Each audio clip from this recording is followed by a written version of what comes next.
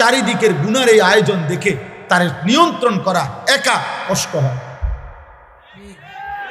তুমি বলো বাবা, তুমি বলো, বুঝতে দেখো, বুঝতে দেখো।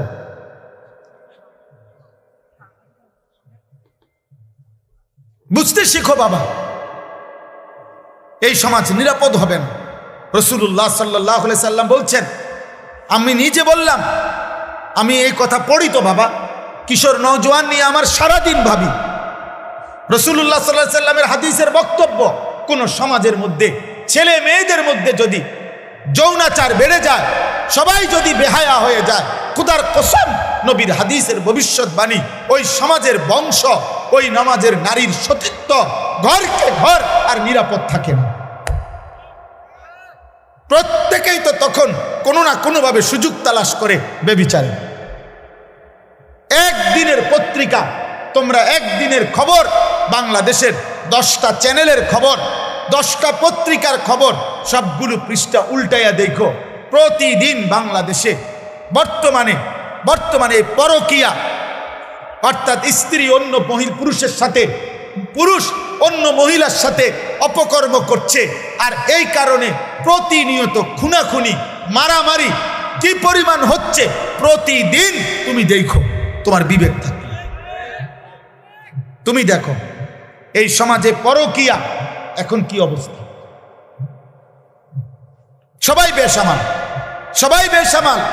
বিবাহিত নারী যদি চরিত্রহীন হয়, অবিবাহিত মেয়ের কি হবে? বিবাহিত পুরুষ যার স্ত্রী আছে বেটা, ওই যদি চরিত্রহীন হয়ে যায়, তাহলে অবিবাহিত ছেলের হালাত কোথায়? আপনারা কেউ ভাবতেছেন না, আপনারা সবাই মনে করতেছেন, আপনারা সবাই ভাবতেছেন নিজের মতো করে ছেলে পেলে বড় হইতেছে। না রে ভাই, বড় হইতেছে না, ছোট হইতেছে, চরিত্রহীন হইতেছে, লম্পট হইতেছে, চরিত্রহীন হইতেছে। 100টা মুসলিম ছেলে দাঁড় করাইলে বোঝা যায় না, আহা 98 জনের চুল বেঈমানের মতো। 100টা মুসলিম ছেলেকে জিজ্ঞাসা করেন, বাবা আজকের সারা দিনে যতবার পেশাব করছো, অতবার টয়লেট পেপার নিছো কিনা? 100 জন মুসলিম ছেলেকে জিজ্ঞেস করেন, গত 100 দিনের মধ্যে বাবা 5 ওয়াক্ত নামাজ পড়েছো কয়দিন? 100টা মুসলিম ছেলেকে জিজ্ঞেস করেন, গত 24 ঘন্টার মধ্যে মোবাইলে নারী ছবি, উলঙ্গ দৃশ্য দেখেছ রাতে দিনে মিলে কতবার? 100টা যুবক ছেলেকে বলেন, বাবা 24 ঘন্টার ভিতরে তোর কলিজার ভিতরে হারাম নারীর চাহিদা হয়েছে কয়বার, আর আল্লাহর কথা মনে পড়ছে কয়বার? তাহলে জাতি টিকবে কিভাবে? দেশ টিকবে কিভাবে? সমাজ টিকবে কিভাবে? কোনো কিছুতেই আমাদের দেশের কোনো কিছুতেই নিয়ন্ত্রণ নাই। কোন রাস্তা বছরের মাথায় এলোমেলো হয়ে যায়, কোনো জায়গায় কোনো শৃঙ্খলা গুছানো যায় না। সোজা করলেই মনে হয় যেন সিরিয়াল লাইন করাইলে, পিছনের জনের লাইন সিরিয়াল করিলে সামনের জন বেকা হয়ে যায়।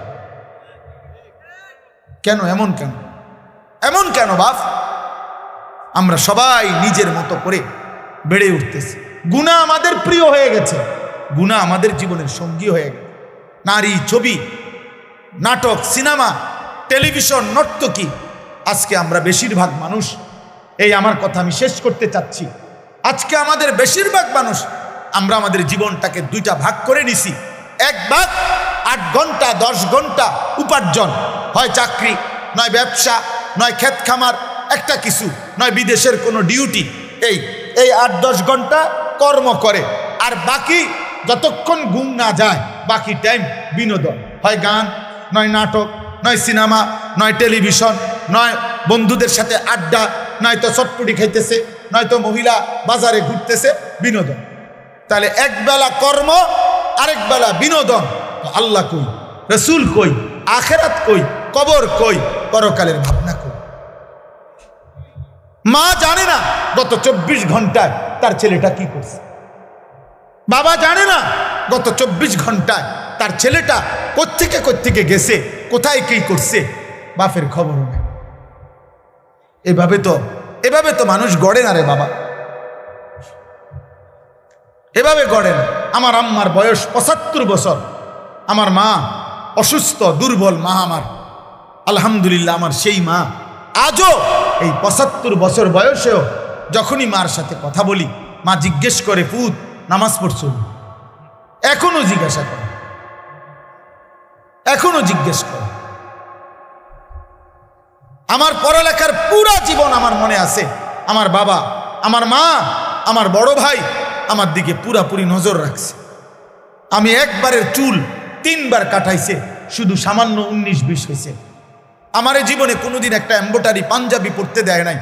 আমার জীবনে কোনোদিন একটা রঙিন টুপি আমি জীবনে কোনোদিন পরি নাই। তাইলে বাপ, জীবনে কেউ ধরে রাখতে হয়, মানুষ বানাইতে হইলে। আর শুধু উপার্জন করবে, টাকা রোজগার করবে, এটার জন্য কেউ ধরে রাখতে হয় না। তার পেরেশানি, কারণ তার টাকা দরকার, যখন সে একটা না একটা কর্ম করে, হালাল হারাম বুঝি না, তার দরকার হলো টাকা।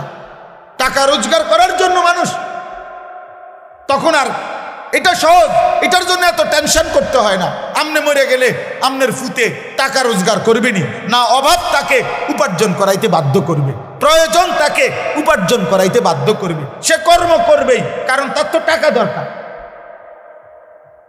এটা তো সহজ বিষয়, এটার জন্য এত কিছু লাগে না। কিন্তু মানুষ বানাইতে হইলে, চরিত্রবান বানাইতে হইলে, উত্তম আখলাকওয়ালা বানাইতে হইলে, আখিরাতের মুক্তির জন্য বানাইতে হইলে ধরে রাখতে হয়, টেনে ধরতে হয়, দিন শিখাইতে হয়, আখিরাত শিখাইতে হয়, জোর করে নামাজ পড়াইতে হয়।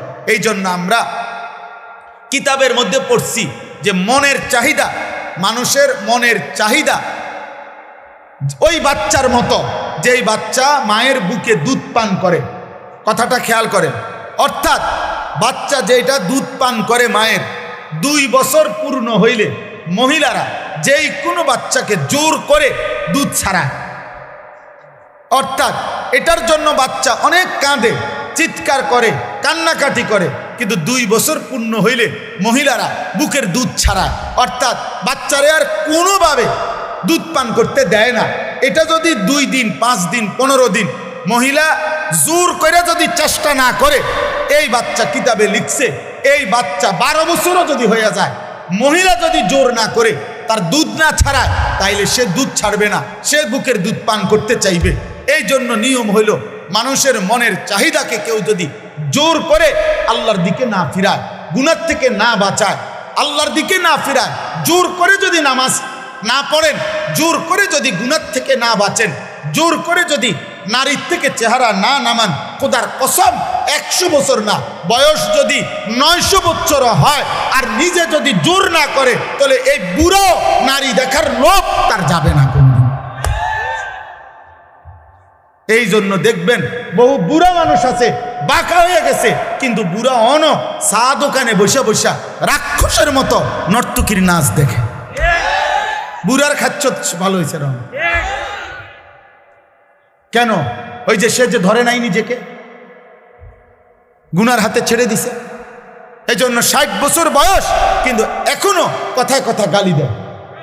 60 বছর বয়স এখনো কাঁচা মিথ্যা কথা কয়। 60 বছর বয়স এখনো সুদ খায়, কিস্তি নেয়। 60 বছর বয়স এখনো টেলিভিশনে নর্তকী দেখে। আপনার আড্ডি নাই, গিরাগাড়ি জোরাজারি, শরীরের কিচ্ছু নাই, আপনি কীর্তন বেড়িয়ে দেখেন কেন? কেন দেখবে বলেন? নাউজুবিল্লাহ। হ্যাঁ, এটা বুঝতে হবে। আমরা এটাই বুঝাইতে চাই আমি। অর্থাৎ মানুষের অন্তরের চাহিদা, নফসের চাহিদা গুনাহ করাইতে চায়, জোর করে টেনে ধরতে হয়, জোর করে। যে নারী দেখা তো সহজ, চোখ নামানো কঠিন। মিথ্যা বলা তো সহজ, কিন্তু সর্বদা সত্য বলা কঠিন। শুয়ে থাকা তো সহজ, কিন্তু ফজরের নামাজের জন্য উঠা কঠিন। তাইলে এটা তো কঠিন বাবা, কিন্তু ওই কঠিনটা যে করতে পারে, সফলতা, বিজয়, কামিয়াবি তার কপালেই পদচুম্বন করে। সেই মানুষ, সেই সার্থক। পুরুষ তো পুরুষই, মানুষ তো মানুষই বেটা। মানুষ কেন কাপুরুষ হবে? কাপুরুষ হবে কেন? অতএব আজকে এই রাত গভীরে আমি আপনাদের কাছে